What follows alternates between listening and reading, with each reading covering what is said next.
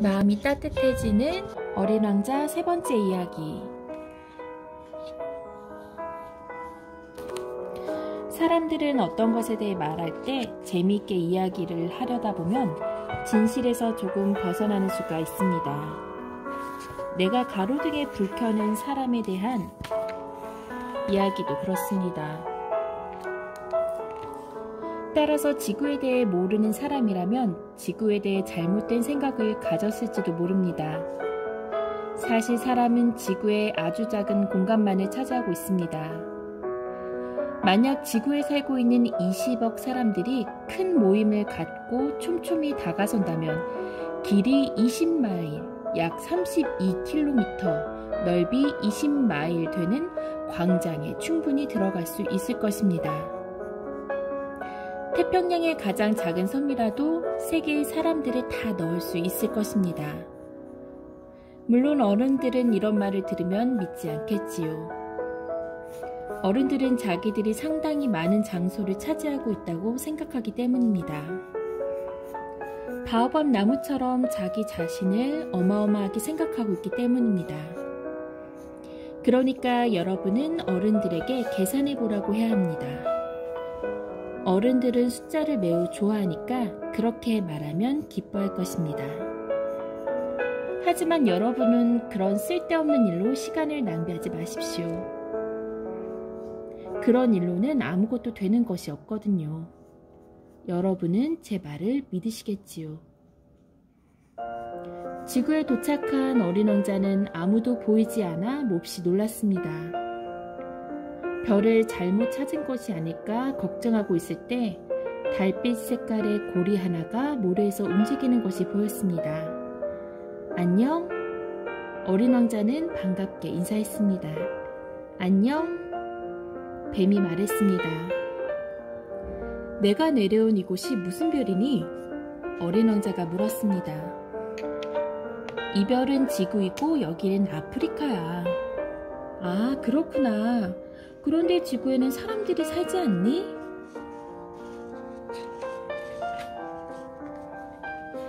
이곳은 사막이야. 사막에는 사람이 살지 않아. 지구는 크거든.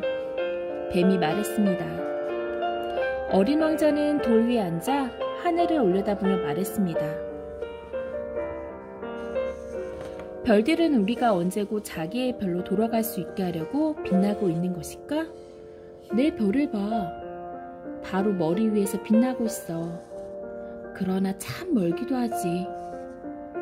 아름다운 별이로구나. 그런데 여긴 왜 있니? 응, 내 별에는 꽃과 좀 문제가 있었어. 그랬구나. 어린 왕자의 말에 뱀이 대답했습니다. 그러고 나서 그들은 말없이 있었습니다. 사람들은 어디에 있지? 사막에서는 약간 외롭구나. 한참 있다가 어린 왕자가 다시 이야기를 시작했습니다. 사람들이 사는 곳에서도 외롭기는 마찬가지야. 뱀이 말했습니다. 어린 왕자는 오랫동안 뱀을 뚫어지게 바라보다가 말했습니다. 너는 참 이상하게 생긴 동물이구나. 손가락처럼 가느다랗고. 하지만 나는 어떤 임금님의 손가락보다도 힘이 더 세단다. 뱀이 말했습니다. 어린 왕자가 빙그레 웃으며 말했습니다. 넌 별로 힘이 세 보이지 않는데? 다리가 없어 여행도 할 수 없잖아. 난 어떤 배보다도 너를 더 멀리 데려갈 수 있어. 뱀은 마치 금팔찌같이 어린 왕자의 발목을 돌돌 감고 말을 이었습니다. 내가 건드린 사람은 누구나 자기가 나온 땅속으로 되돌아가게 되지. 하지만 넌 순진하고 또 별에서 왔으니 너처럼 약한 아이가 돌투성이고 거친 이런 지구에 찾아오다니 가엾구나. 언젠가 내가 별에 돌아가고 싶어지면 도와줄게. 나는... 아, 그래? 알겠어. 그런데 너는 왜 그렇게 수수께끼 같은 말만 하는 거지? 나는 그걸 다 풀 수 있거든. 뱀이 말했습니다. 그러고 나서 둘은 다시 입을 다물었습니다. 어린 왕자는 사막을 가로질러 갔습니다. 그동안 만난 것이라고는 꽃 한 송이뿐이었습니다. 그 꽃은 꽃잎이 세상밖에 없는 아주 보잘것없는 꽃이었습니다. 안녕? 안녕? 어린 왕자와 꽃은 인사를 나눴습니다. 사람들은 어디 있니? 어린 왕자가 공손히 물었습니다. 꽃은 언젠가 낙타를 탄 상인들이 지나가는 것을 본 적이 있었습니다. 사람들? 글쎄, 한 6이나 7명쯤은 있을 거야. 몇 년 전에 그 사람들을 보았지. 하지만 그 사람들이 지금 어디 있는지는 모르겠어. 바람에 날아갔을지도 모르지. 그들은 뿌리가 없어서 살기에 불편할 거야. 잘 있어. 어린 왕자가 말했습니다. 그래, 잘 가. 꽃도 인사했습니다. 어린 왕자는 높은 산으로 올라갔습니다. 어린 왕자가 이제까지 알고 있는 산이라야 겨우 무릎까지 오는 3개의 화산뿐이었습니다. 그래서 어린 왕자는 휴화산을 의자로 사용하고 있었습니다. 어린 왕자는 생각했습니다. 이렇게 높은 산에서 내려다보면 이 별 전체를 한눈에 볼 수 있겠지? 그리고 사람들도 보일 거야. 그러나 바늘처럼 뾰족한 바위 외에는 아무것도 보이지 않았습니다. 안녕? 어린 왕자는 아주 큰 소리로 외쳐보았습니다. 안녕? 안녕? 안녕? 메아리가 대답했습니다. 넌 누구니? 넌 누구니? 넌 누구니? 메아리가 대답했습니다. 친구하자. 난 외로워. 어린 왕자가 말했습니다. 난 외로워. 난 외로워. 메아리가 또 대답했습니다. 그래서 어린 왕자는 이렇게 생각했습니다. 정말 이상한 별이군. 아주 메마르고 뾰족하고 거칠어서 정말 가까이 하기 힘든 별이야. 게다가 사람들은 상상력이 없어. 남이 하는 말만 되풀이하고. 내 별에 있는 꽃 한 송이는 언제나 먼저 말을 걸었는데. 오랫동안 사막과 바위와 눈 속을 걸어다닌 끝에 어린 왕자는 우연히 길을 하나 발견했습니다. 길이란 모두 사람이 살고 있는 곳으로 통해 있게 마련입니다. 안녕? 어린 왕자가 말했습니다. 그곳은 장미가 활짝 피어있는 정원이었습니다. 안녕? 장미꽃들도 인사했습니다. 어린 왕자는 장미꽃들을 바라보았습니다. 모두가 별에 두고 온 어린 왕자의 꽃과 닮아 보였습니다. 너희들은 누구니? 어린 왕자가 놀라 물었습니다. 우린 장미꽃이야. 꽃들이 대답했습니다. 어린 왕자는 슬퍼졌습니다.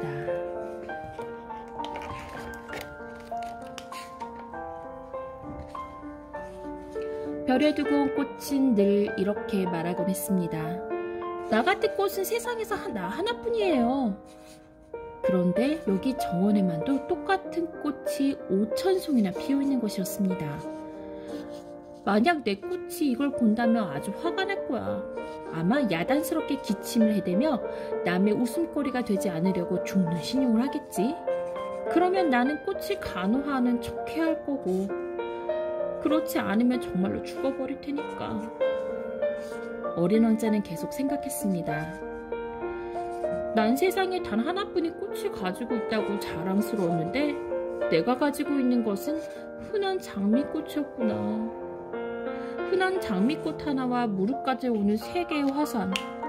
그나마 한 개는 영원히 불을 뿜지 않을지도 모르는 죽은 화산이고 말이야.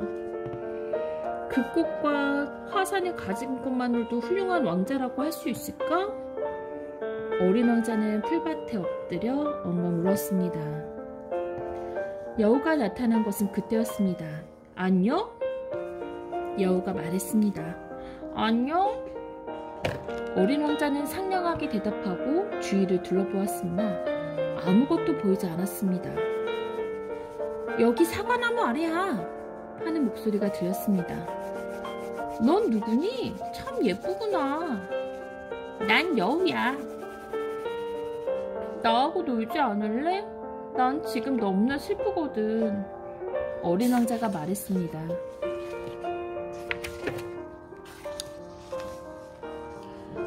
나는 너하고 놀 수가 없어. 나는 길들여지지 않았거든. 그래? 길들여진다는 건 무슨 뜻이지? 어린 왕자가 물었습니다. 넌 여기 살지 않는구나. 네가 찾고 있는 게 뭐니? 여우가 물었습니다. 난 사람을 찾고 있어. 길들여진다는 게 뭐니? 사람들은 총을 가지고 사냥을 한단다. 그건 아주 나쁜 짓이야. 그들은 또 닭을 기르거든. 이것이 사람들의 유일한 재미니까. 너도 닭을 찾고 있니? 아니야, 난 친구를 찾고 있어. 그런데 길들여진다는 게 뭐야? 그건 사람들이 소홀히 하기 쉬운 것인데 그건 관계를 맺는다는 뜻이야. 관계를 맺는다고? 그래, 지금은 나에게 너는 수많은 사내 아이들과 별로 다를 바가 없어. 그래서 난 네가 필요하지 않지. 그리고 너도 나를 필요로 하지 않고 말이야. 너에겐 내가 다른 수많은 여우와 똑같은 여우에 지나지 않을 테니까. 그렇지만 네가 나를 길들이게 되면 우린 서로 필요하게 될 거야. 나에겐 네가 세상에서 단 하나밖에 없는 존재가 되고 너에게는 내가 세상에서 단 하나밖에 없는 존재가 될 테니까. 무슨 말인지 알 것 같아. 어린 왕자가 말했습니다. 꽃이 하나 있었어. 그 꽃이 나를 길들인 것 같아. 그랬을지도 모르지. 지구에는 별의별 일이 다 있으니까. 그 꽃은 지구에 있는 게 아니야. 어린 왕자의 말에 여우는 흥미로운 얼굴로 귀를 기울였습니다. 다른 별? 그 별에 사냥꾼이 있니? 아니.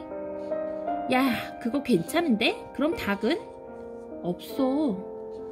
그래? 세상에 완벽한 곳은 없구나. 여우는 한숨을 내쉬었습니다. 그리고는 다시 자기의 이야기를 시작했습니다. 내 생활은 매일 똑같아. 나는 닭을 사냥하고 사람들은 나를 사냥하고 닭은 모두 비슷비슷하고 사람들도 모두 비슷비슷해. 그래서 난 좀 심심하고 재미가 없어. 그런데 만약 네가 날 길들인다면 난 따뜻한 햇빛을 받고 있는 기분일 거야. 여느 발자국 소리와는 다른 발자국 소리를 알아들을 수 있을 거야. 다른 사람의 발자국 소리가 들리면 난 얼른 굴 속에 들어가 숨을 거야. 그러나 네 발자국 소리가 들려오면 나는 음악을 듣는 기분으로 굴 밖까지 뛰어나올 거야. 그리고 저쪽을 보렴. 밀밭이 보이지? 나는 빵을 먹지 않으니까 나에게 밀은 아무 소용이 없어. 그래서 밀밭을 봐도 난 떠오르는 게 없어. 그게 슬프단 말이야. 그런데 너는 정말 아름다운 금빛 머리카락을 가졌구나. 네가 나를 길들이면 얼마나 멋지겠니? 황금빛으로 물든 밀밭을 볼 때마다 나는 네가 생각날 거야. 그리고 밀밭을 스쳐가는 바람 소리도 기쁘게 들리겠지. 여우는 오랫동안 어린 왕자를 바라보았습니다. 제발 나를 길들여줘. 여우가 말했습니다. 나도 그러고 싶지만 시간이 없어. 친구를 찾아야 하거든. 그리고 알아야 할 일들이 너무나 많아. 무언가를 길들이지 않고는 그걸 정말 알기는 힘들어. 이제 사람들에게는 무언가를 진정으로 알 시간이 없어졌어. 무엇이나 가게에서 다 만들어진 것을 사거든. 그러나 친구를 완전히 만들어서 파는 가게는 아무데도 없어. 그래서 사람들은 친구를 가질 수가 없지. 네가 친구를 원한다면 나를 길들여야 해. 너를 길들이려면 어떻게 해야 해? 어린 왕자가 물었습니다. 우선 참을성이 있어야 해. 처음엔 나에게서 떨어져서 이렇게 풀밭에 앉는 거야. 나는 너를 흘끔흘끔 겨눈으로 쳐다보게 되지. 넌 아무 말도 하지 마. 말이란 오해의 원인이 되기 쉬우니까. 하지만 넌 날마다 조금씩 내게 가까이 다가와 앉는 거야. 다음날 어린 왕자는 다시 여우에게 갔습니다. 여우가 어린 왕자에게 말했습니다. 언제나 같은 시간에 오는 게 더 좋겠어. 네가 언제나 오후 4시에 온다면 나는 3시부터 행복할 거야. 시간이 지나갈수록 난 더욱 행복해질 거야. 4시가 되면 난 가만히 있을 수가 없을 것이고 내가 얼마나 행복한지 너에게 보여주게 될 거야. 그러나 네가 아무 때나 온다면 난 몇 시에 너를 맞을 준비를 해야 할지 모르잖아. 일종의 준비의식 같은 게 필요한 거야. 의식이 뭔데? 어린 왕자가 말했습니다. 그건 어느 날이 다른 날과 다르게 어느 시간이 다른 시간과 다르게 만들어주는 거야. 예를 들면 내가 아는 사냥꾼들에게도 의식이 있지. 그들은 목요일마다 동네 처녀들과 춤을 춰. 그래서 목요일은 나도 신나는 날이야. 난 포도밭까지 산책을 나간단다. 그런데 사냥꾼들이 아무 때나 춤을 춘다면 그날이 그날이지 뭐. 난 마음 놓고 산책을 할 수 없을 테고 말이야. 이런저런 이야기를 나누는 동안 어린 왕자는 여우를 길들여 나갔습니다. 그러나 어린 왕자가 떠날 시간이 되었습니다. 아, 난 울고 말 거야. 여우가 말했습니다. 그것 봐, 길들인다는 게 뭐가 좋으니? 난 내게 아픔을 주지 않으려고 했는데 네가 길들여달라고 했잖아. 맞아, 그건 그래. 하지만 그래도 좋은 게 있어. 저 황급빛 밀밭을 보면 너를 떠올릴 수 있을 테니까. 다시 장미꽃들에게 가보렴. 그러면 내 꽃이 이 세상에서 단 하나밖에 없는 꽃이라는 것을 알게 될 거야. 그런 다음에 내게 작별 인사를 하러 오면 너에게 선물로 비밀 하나를 가르쳐 줄게. 어린 왕자는 여우의 말대로 다시 장미꽃들에게 갔습니다. 그리고 이렇게 말했습니다. 너희들은 나의 장미꽃과 조금도 닮지 않았어. 나에게 너희들은 아직 아무것도 아니야. 아무도 너희들을 길들이지 않았고 너희들도 길들인 사람이 없어. 너희들은 길들이기 전에 내 여우와 같아. 그 여우는 다른 수많은 여우와 조금도 다르지 않았어. 그러나 나는 여우와 친구가 되었기 때문에 지금은 이 세상에서 단 하나밖에 없는 유일한 존재가 되었지. 어린 왕자의 말을 듣고 장미꽃들은 몹시 부끄러워했습니다. 너희들은 아름다워. 그러나 단지 피어있을 뿐이야. 그러므로 아무도 너희들을 대신해 죽을 마음이 생기지 않을 거야. 물론 나의 장미꽃도 그저 그 옆을 지나가는 사람이 본다면 너희들과 똑같은 꽃이라고 생각할 거야. 그러나 그 한 송이의 꽃이 내게는 너희들 모두보다도 소중해. 왜냐하면 그 꽃에게 내가 물을 주고 유리덮개를 씌워주었거든. 바람을 막아주기 위해 바람막이도 해줬어. 나비가 되라고 2-3마리의 애벌레를 놔두긴 했지만 난 그 꽃을 위해서 벌레도 잡아주었어. 또 꽃이 투덜거리거나 자랑할 때도 들어주었어. 가끔 말이 없으면 걱정이 되어 왜 그러냐고 물어보기도 했어. 바로 내 꽃이니까 말이야. 그리고 어린 왕자는 다시 여우가 있는 곳으로 왔습니다. 잘 있어. 어린 왕자는 여우에게 작별 인사를 했습니다. 그래, 잘 가. 이제 그 비밀을 가르쳐 줄게. 아주 간단한 거야. 무엇이든 마음으로 보아야 잘 보인다는 거야. 가장 중요한 것은 눈에 잘 보이지 않는 법이거든. 가장 중요한 것은 눈에 잘 보이지 않는다? 어린 왕자는 그 말을 잊지 않기 위해 되풀이해서 중얼거렸습니다.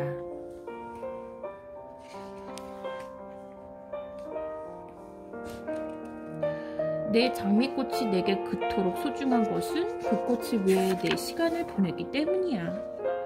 장미꽃을 위해 내 시간을 보냈기 때문이야. 어린 왕자는 잊지 않으려고 다시 중얼거렸습니다. 사람들은 이 사실을 잊고 있는데 넌 절대 잊어서는 안 돼. 네가 길들인 것에 대해서는 영원히 책임을 져야 해. 넌 너의 장미꽃에 대해 책임이 있는 거야. 나는 나의 장미꽃에 대해 책임이 있다. 어린 왕자는 잊지 않으려고 다시 한번 되풀이했습니다. 안녕? 어린 왕자가 말했습니다. 안녕? 철도에서 일하는 사람이 말했습니다. 여기서 뭘 하세요? 난 여행자들을 태운 기차에 신호를 한단다. 내 신호에 따라 기차가 오른쪽으로 가기도 하고 왼쪽으로 가기도 하지. 철도의 직원이 대답했습니다. 갑자기 환하게 불을 밝힌 급행 열차가 천둥치는 소리를 내며 달려와 전철계의 신호소를 뒤흔들어 놓고 가버렸습니다. 모두들 매우 바쁜 모양이군요. 저 사람들은 무엇을 찾고 있나요? 글쎄, 그건 열차의 기관사도 모른단다.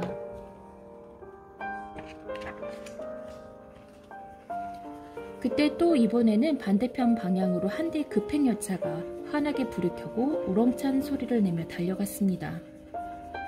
벌써 돌아오는 거예요? 저건 아까 그 열차가 아니야. 아까 지나간 열차와 지금 지나간 열차가 서로 엇갈리는 거야. 자기들이 사는 곳이 마음에 들지 않았던 모양이죠? 자기가 사는 곳에 만족해하는 사람은 아무도 없단다. 철도의 직원이 대답했습니다. 다시 세 번째 열차가 불을 번쩍거리며 요란한 소리와 함께 지나갔습니다. 첫 번째 열차에 탄 사람들이 쫓아가는 거예요? 아니, 저 사람들은 아무것도 쫓지 않는단다. 차 속에서 자고 있거나 하품을 하고 있지. 아이들만이 자신이 무엇을 원하는지 알고 있는 거예요. 아이들은 헝겊 인형을 가지고 노는데 시간을 보내고 그 인형을 아주 소중하게 여기지요. 그래서 그 인형을 빼앗긴다면 아이들은 울고 말 거예요. 그렇다면 아이들은 행복하겠구나. 철도의 직원이 말했습니다. 아저씨 안녕? 어린 왕자가 말했습니다. 그래 안녕? 상인이 대답했습니다. 이 사람은 목마름을 해결해주는 알약을 팔고 있었습니다. 일주일에 한 알만 먹으면 목이 마르지 않는다는 것입니다. 그걸 왜 팔아요? 어린 왕자가 물었습니다. 물 마시는 시간이 일주일에 53분이나 절약된다는 거야. 그럼 53분 동안 뭘 하죠? 하고 싶은 일을 하지. 내게 만약 53분이란 시간이 생긴다면 난 신선한 샘물을 찾아 천천히 걸어갈 텐데. 어린 왕자는 생각했습니다. 내가 사막에서 사고를 당한 지 8일째 되는 날, 나는 마지막 남은 물을 마시면서 이 상인의 이야기를 들었습니다. 정말 재미있는 이야기구나. 그러나 난 아직 비행기를 고치지 못했고 마실 물도 이제 없어.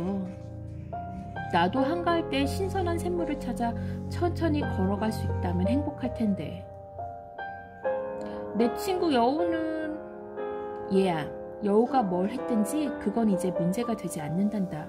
왜? 난 곧 목이 말라 죽게 될지도 모르니까. 어린 왕자는 내 말을 이해하지 못하고 이렇게 말했습니다. 설령 죽는다 해도 친구가 있는 것은 기쁜 일이야. 난 여우가 친구란 것이 아주 기뻐. 얘는 위험에 대해 조금도 생각하지 않는구나. 배고파 본 적도 목이 말라 본 적도 없이 그저 햇빛만 있으면 그만이니. 어린 왕자는 나를 가만히 쳐다보더니 나의 마음을 안다는 듯 이렇게 말했습니다. 나도 목이 말라. 우리 우물을 찾아가. 나는 기진맥진한 듯한 몸짓을 해보였습니다. 이 넓고 큰 사막에서 무작정 우물을 찾아 나선다는 것은 무모한 짓이었지만 우린 걷기 시작했습니다. 그렇게 몇 시간 말없이 터벅터벅 걷는 사이에 어둠이 내리고 하늘에서는 별이 반짝거리기 시작했습니다. 갈증으로 몸에 열이 올라와서 나는 꿈속에서 별을 보는 듯 했습니다. 어린 왕자가 한 말들이 나의 기억 속에서 출렁거리고 있었습니다. 그럼 너도 목이 마르단 말이니? 어린 왕자는 내 물음에 대답하지 않고 단지 이렇게 말했습니다. 물은 마음에도 역시 좋을 거야. 나는 이 말의 뜻을 알 수 없었지만 묻지 않았습니다. 어린 왕자에게 그 뜻을 물어본들 소용이 없다는 것을 잘 알고 있었으니까요. 어린 왕자는 지쳐서 주저앉았습니다. 나도 그 옆에 주저앉았습니다. 잠시 침묵이 흐른 다음 어린 왕자가 말했습니다. 별은 아름다워. 그것은 눈에 보이지 않는 꽃 한 송이가 있기 때문이야. 그래. 나는 달빛 아래 펼쳐진 모래 언덕을 바라보며 말했습니다. 사막은 아름다워. 다시 어린 왕자가 말했습니다. 그건 정말이었습니다. 나는 언제나 사막을 좋아했습니다. 사막의 모래 언덕 위에 앉아있으면 아무것도 보이지 않고 아무 소리도 들리지 않습니다. 그렇지만 그 고요함 속에서 무엇인가 반짝이며 고동치고 있는 것이 있습니다. 사막이 아름다운 건 어디엔가 우물이 숨어있기 때문이야. 어린 왕자가 말했습니다. 갑자기 나는 사막의 신비한 반짝임을 이해하게 되어 놀랐습니다. 어린 시절에 나는 무척 오래된 집에 살았는데 그 집에는 보물이 묻혀 있다는 전설이 있었습니다. 물론 보물을 발견한 사람은 아무도 없었고 찾으려 했던 사람도 없었습니다. 그러나 보물이 있다는 것 때문에 그 집은 빛나고 있었습니다. 나의 집은 그 속 깊이 비밀을 간직하고 있었으니까요. 그래, 집이든 별이든 사막이든 그것들을 아름답게 하는 것은 눈에 보이지 않는 법이지. 나는 어린 왕자에게 말했습니다. 나 정말 기뻐. 아저씨가 내 친구 여우하고 같은 생각을 가지고 있어서. 어린 왕자는 이렇게 말하고 잠이 들었습니다. 나는 잠든 어린 왕자를 안고 걷기 시작했습니다. 나는 가슴이 뭉클했습니다. 마치 깨지기 쉬운 보물을 안고 있는 것 같았습니다. 나는 달빛 아래서 어린 왕자의 창백한 이마와 감긴 눈과 바람에 흩날리는 머리카락을 보면서 생각했습니다. 지금 내가 이렇게 눈으로 보고 있는 것은 껍데기일 뿐이야. 가장 중요한 것은 눈에 보이지 않으니까. 어린 왕자의 입술이 웃는 듯한 모습으로 가볍게 열려있는 것을 보고 나는 생각했습니다. 여기 잠들어 있는 어린 왕자가 나를 이처럼 감동시키는 것은 꽃에 대한 그의 성실함 때문이야. 잠자고 있는 동안에도 장미꽃의 모습이 등불처럼 어린 왕자의 마음속에서 빛나고 있어. 그러나 어린 왕자가 더욱 깨지기 쉬운 보물처럼 생각되었습니다. 등불을 잘 보호해줘야지. 바람이 갑자기 불어오면 꺼질지도 모르니까. 이렇게 걷고 있는 동안에 어느덧 새벽녘이 되었습니다. 나는 우물을 발견했습니다. 사람들은 급행열차를 타고 출발하지만 자기들이 무엇을 찾으러 가는지 모르고 있어. 그래서 초조해서 빙빙 도는 거야. 어린 왕자가 말했습니다. 그리고 이렇게 덧붙였습니다. 그건 쓸데없는 짓이야. 우리가 도착한 우물은 사하라 사막에 있는 우물 같지가 않았습니다. 사하라 사막에 있는 우물은 그저 모래밭에 구멍을 판 것에 불과했습니다. 우리가 발견한 우물은 사람들이 사는 마을에 있는 것 같은 우물이었습니다. 그러나 여기에는 마을이 없었기 때문에 나는 꿈을 꾸고 있다고 생각했습니다. 이상하지? 모든 것이 갖추어져 있어. 도르래며 두레박이며 두레박줄도. 어린 왕자는 웃으며 두레박줄을 잡고 우물의 도르래를 움직였습니다. 도르래는 낡은 풍차처럼 삐걱거렸습니다. 아저씨 들려? 우린 우물을 깨웠어. 우물이 노래를 부르고 있어. 나는 어린 왕자에게 힘든 일을 시키고 싶지 않았습니다. 내가 할게. 너에게는 너무 힘든 일이야. 나는 천천히 두레박을 끌어올려 우물가에 올려놓았습니다. 내 귀에는 아직도 도르래의 노래가 들렸고 출렁이는 물속에서는 햇살이 일고 있었습니다. 나는 이 물을 마시고 싶었어. 마시게 해줘. 그래서 나는 어린 왕자가 무엇을 찾고 있는지 알았습니다. 나는 두레박을 어린 왕자의 입술에 대어주었습니다. 어린 왕자는 눈을 감은 채 물을 마셨습니다. 그 물은 특별한 축제 음식처럼 달콤했습니다. 나는 어릴 때 받았던 크리스마스 선물이 생각났습니다. 크리스마스 트리에는 촛불이 빛나고 있었고 자정미사의 음악 소리가 들려오고 상냥하게 미소 짓는 얼굴들이 있었습니다. 그런 것들이 내가 받은 선물의 광채를 더해주곤 했습니다. 아저씨네 별 사람들은 같은 정원에서 5,000송이나 되는 장미꽃을 기르지만 거기에는 자기들이 찾는 곳이 무엇인지 발견하지 못해. 어린 왕자가 말했습니다. 그래. 내가 대답했습니다. 하지만 사람들이 찾고 있는 것은 한 송이의 장미꽃이나 한 모금의 물에서도 찾을 수 있는 것인데. 그렇고 말고. 내가 대답하자 어린 왕자는 잠시 후 덧붙여 말했습니다. 그렇지만 결코 눈에는 보이지 않아 마음으로 찾아야 해. 나는 물을 마셨습니다. 숨쉬기가 훨씬 편안해졌습니다. 해돋는 사막은 꿀 빛깔이었습니다. 그 꿀 빛깔의 사막은 행복감을 주었습니다. 그런데도 나를 슬픔에 잠기게 한 것은 무엇이었을까요? 아저씨 약속을 지켜야 해. 어린 왕자가 내 곁에 와 앉으면서 상냥하게 말했습니다. 무슨 약속? 내 양에게 입마개를 해주겠다고 했잖아. 난 꽃을 책임져야 해. 나는 주머니에서 그려두었던 그림들을 꺼냈습니다. 어린 왕자는 웃음을 띤 채 그림들을 보며 말했습니다. 아저씨가 그린 바오밥 나무는 꼭 양배추 같아. 그래? 그건 너무하는데? 나는 그래도 바오밥 나무만은 제대로 그렸다고 생각했는데. 그리고 이 여우 그림은 귀가 꼭 꿀 같아. 게다가 너무 길어. 그리고 그는 다시 웃었습니다.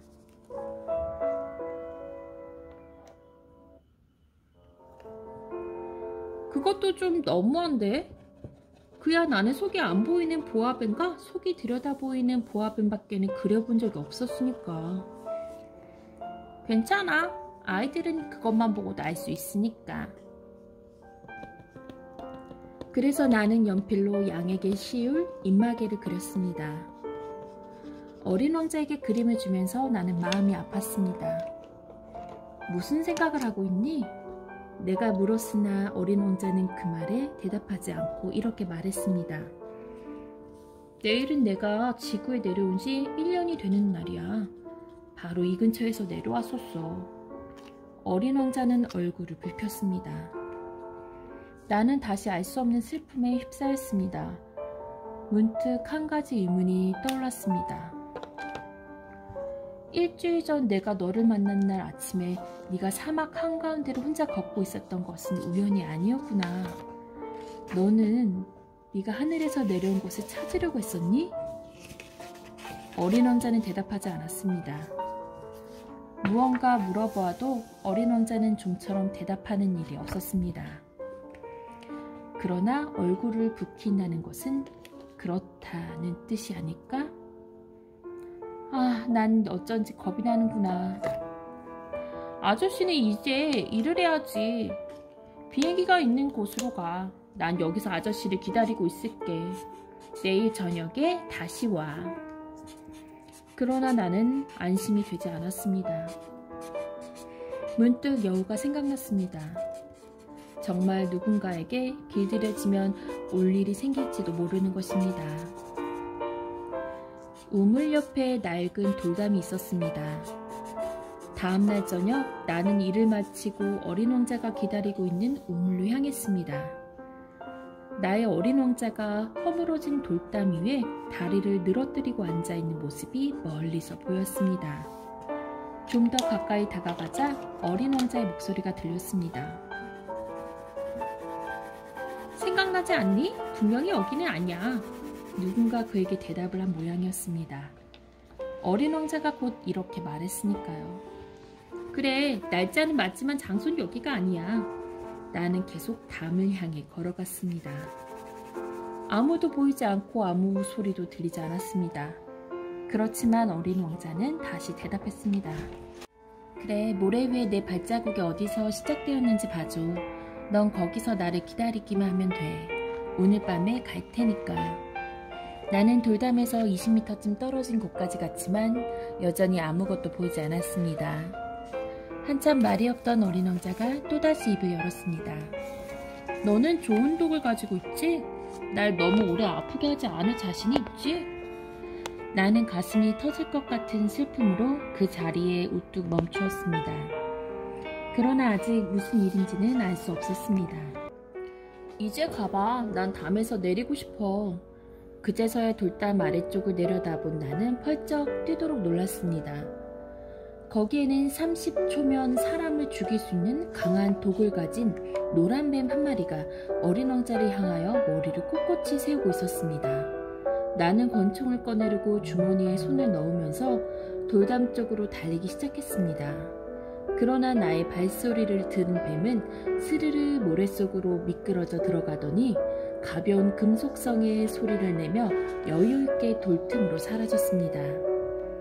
돌담이 있는 곳에 도착했을 때 마침 담에서 내려오는 어린 왕자를 나는 양팔로 받아 안았습니다. 그의 얼굴은 눈처럼 희었습니다.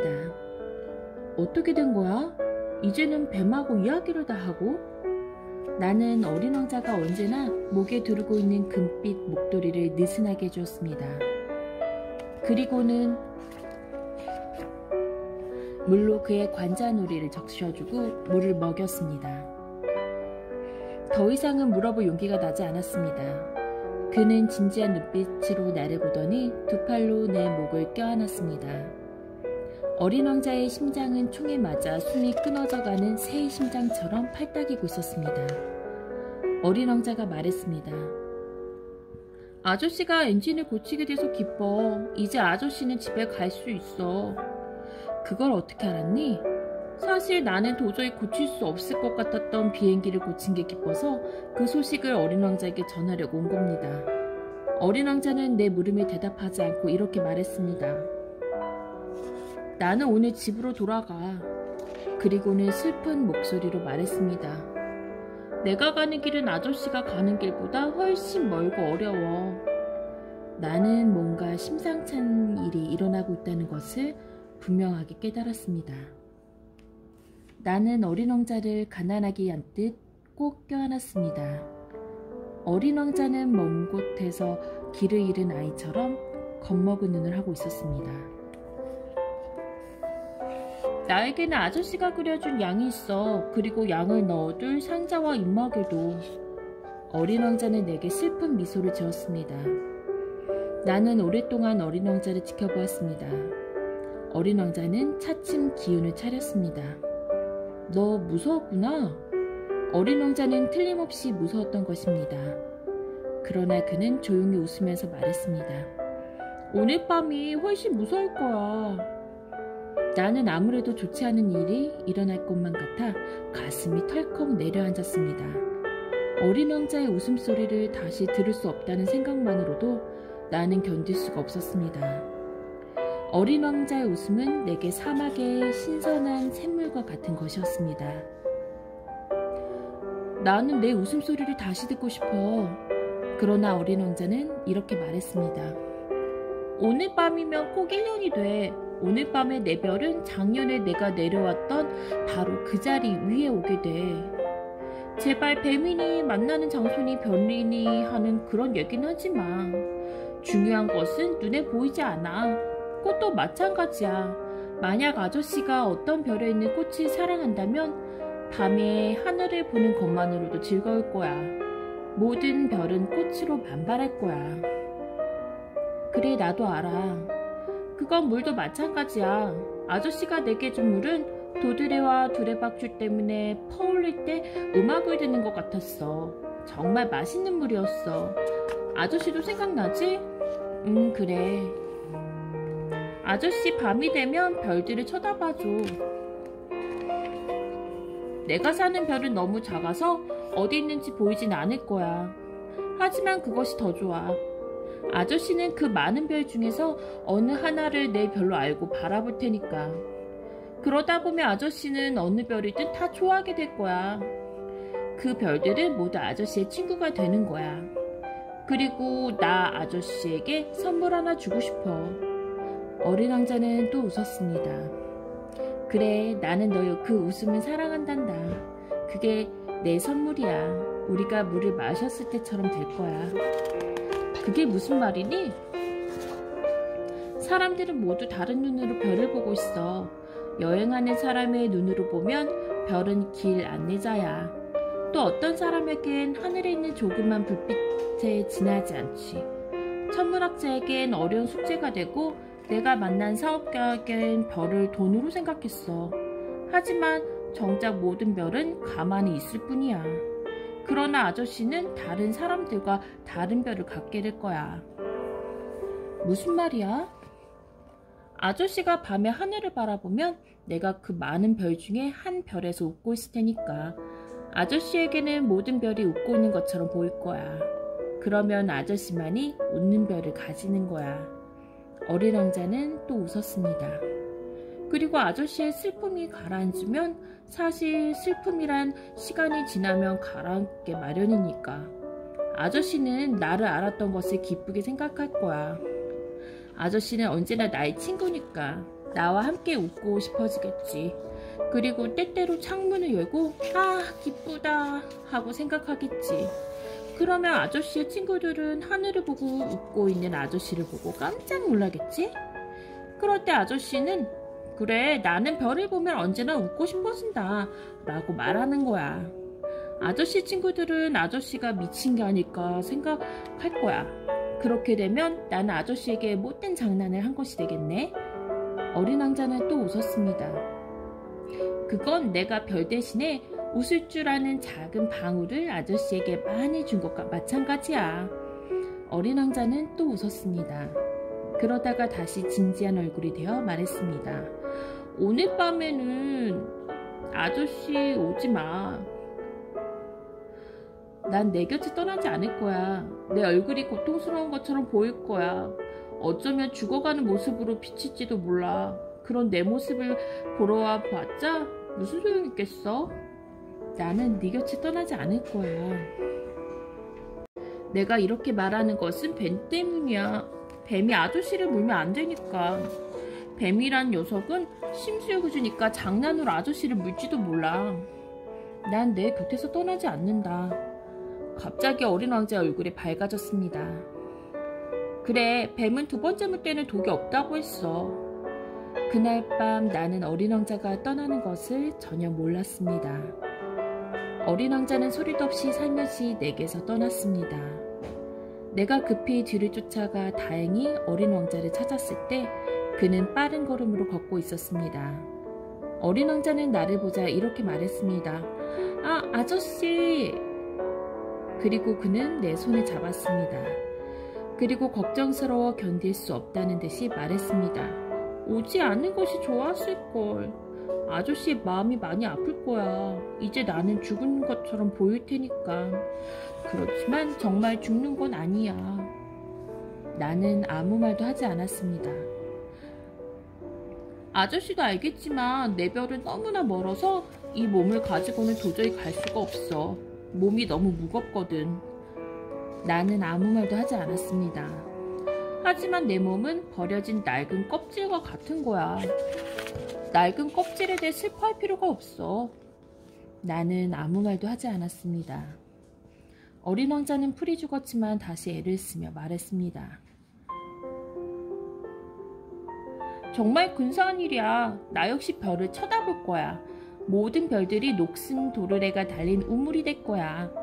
모든 별들이 나에게 마시라고 신선한 물을 주겠지. 나는 아무 말도 하지 않았습니다. 정말 재밌을 거야. 아저씨는 5억 개가 되는 웃는 방울을 가지게 되고 나는 5억 개가 되는 우물을 가지게 되니. 그리고 나서 어린 왕자는 입을 다물어 버렸습니다. 그는 울고 있었습니다. 이제 다 왔어. 여기야. 나 혼자 한 걸음만 걷게 해줘. 이렇게 말하고 어린 왕자는 주저앉았습니다. 겁이 났던 것입니다. 아저씨 내 꽃 알지? 난 그 꽃에게 책임이 있어. 그 꽃은 너무 약하고 순진하거든. 그런데 자기 몸을 보호할 수 있는 무기라고는 내게 작은 가시밖에 가지고 있지 않아. 나도 어린 왕자 옆에 앉았습니다. 더 이상 서 있을 수가 없었습니다. 자, 이것뿐이야. 어린 왕자는 조금 망설이다가 다시 일어났습니다. 그리고 한 발짝을 내딛었습니다. 나는 움직일 수가 없었습니다. 어린 왕자의 발목에서 노란빛이 반짝하고 빛났을 뿐이었습니다. 어린 왕자는 아주 잠시 동안 꼼짝도 하지 않았습니다. 그리고 한 그루의 나무가 쓰러지듯이 조용히 쓰러졌습니다. 모래 때문에 소리조차 나지 않았습니다. 벌써 6년이 지났지만 나는 아직 아무에게도 이 이야기를 하지 않았습니다. 다시 만난 동료들은 내가 살아 돌아온 것을 보고 매우 기뻐했습니다. 나는 슬픔에 젖어 있었지만 친구들에게는 단지 피곤해서 라고 말했을 뿐입니다. 이제 슬픔이 어느 정도 가라앉았습니다. 그렇다고 슬픔이 완전히 가신 것은 아닙니다. 그러나 나는 어린 왕자가 자기의 별로 돌아간 것을 알고 있습니다. 날이 밝았을 때 어디에서도 어린 왕자의 몸은 발견되지 않았으니까요. 사실 그렇게 무거운 몸은 아니었던 것입니다. 그래서 나는 밤하늘에 빛나는 별들에게 귀 기울이는 것을 좋아합니다. 마치 5억 개의 방울소리가 울려 퍼지는 듯해서. 그런데 문제가 생겼습니다. 어린 왕자의 양의 입마개를 그려주었을 때 깜빡 잊고 가죽끈은 그려주지 않았던 것입니다. 어린 왕자는 양에게 입마개를 해줄 수 없을 것입니다. 그래서 나는 이런 걱정들을 하는 것입니다. 어린 왕자의 별에서 무슨 일이 생겼을까? 어쩌면 양이 꽃을 먹어버렸는지도 몰라. 그러나 어떤 날은 이런 생각을 하기도 했습니다. 그런 일은 없을 거야. 어린 왕자는 밤이 되면 언제나 소중한 꽃에 유리덮개를 씌워주고 양을 잘 감시할 거야. 그러면 나는 행복합니다. 그럴 때면 모든 별들이 조용히 웃고 있습니다. 그러다 또 어떤 때에는 이런 생각을 합니다. 한 번쯤 깜빡 잊는 날도 있지 않을까? 그러면 끝장인데. 어느 날 밤 어린 왕자가 꽃에 유리덮개를 씌우는 것을 잊어버려 그날 밤 양이 살짝 밖으로 나왔다면, 그럴 때면 작은 방울들은 모두 눈물방울로 변해버립니다. 참 이상한 일입니다. 어린 왕자를 사랑하는 여러분들에게나 나에게나 우리가 알지 못하는 어딘가에서 본 적도 없는 양이 꽃을 먹었느냐 먹지 않았느냐에 따라 세상의 모든 것이 달라지는 것입니다. 하늘을 보십시오. 그리고 양이 그 꽃을 먹었을까 먹지 않았을까 생각해 보십시오. 그러면 세상의 모든 일이 어떻게 바뀌는지 알게 될 겁니다. 그러나 어른들은 그런 것이 얼마나 중요한 일인지 아무도 이해하지 못할 것입니다. 이 그림은 나에게는 이 세상에서 가장 아름답고 가장 쓸쓸한 풍경입니다. 어린 왕자가 이 지구의 모습을 나타낸 곳도 조용히 사라진 곳도 바로 이곳입니다. 언젠가 여러분이 아프리카 사막을 여행할 때 곧 여기구나 하고 알 수 있도록 이 풍경을 잘 보아두세요. 그리고 만약 이곳을 지나가게 되면 제발 서둘러 지나가지 말고 잠시 저 별이 여러분의 머리 위에 올 때를 기다려주세요. 그때 금빛 머리의 아이가 여러분 곁에 와서 웃는다면, 그리고 무엇을 물어도 대답하지 않는다면 여러분은 바로 이 아이구나 하고 알게 될 것입니다. 그러면 곧 내게 알려주세요. 이렇게 슬픔에 잠긴 나를 내버려 두지 마시고 빨리 편지해주세요. 어린 왕자가 돌아왔다고.